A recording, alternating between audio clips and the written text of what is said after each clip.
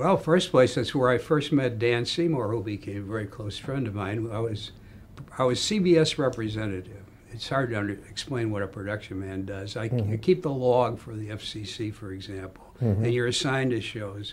Some of the shows were agency directed. Aunt Jenny's True Life Stories for Lever Brothers was one.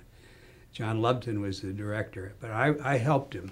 I was assigned, I worked for the network, but I helped him by timing the show and doing all kinds of details like that. But I was in charge of the studio. He was in charge of the show.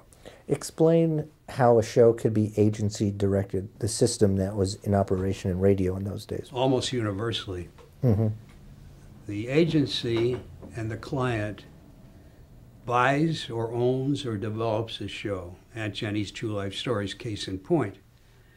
Then they rehearse the show, cast it, and bring it to the studio. From that point on, they still do the show through airtime, but I represented CBS, working with them to be sure. Well, you partly censor them, you partly watch them to be sure they don't do anything wrong or set fire to the studio or anything. And that almost happened one time. Really? but why would they set fire to a studio? You don't have to have it was a joke. We did a repeat to the West Coast. The show went on 11:45 to 12 to the network. And then a repeat was 1:45 to 2 to the West Coast. And the actors used to horse around at that time because it was same old thing, they were doing it again.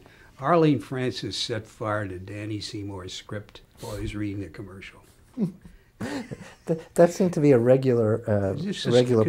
I thought it was very funny. I think I banned her for life from that studio.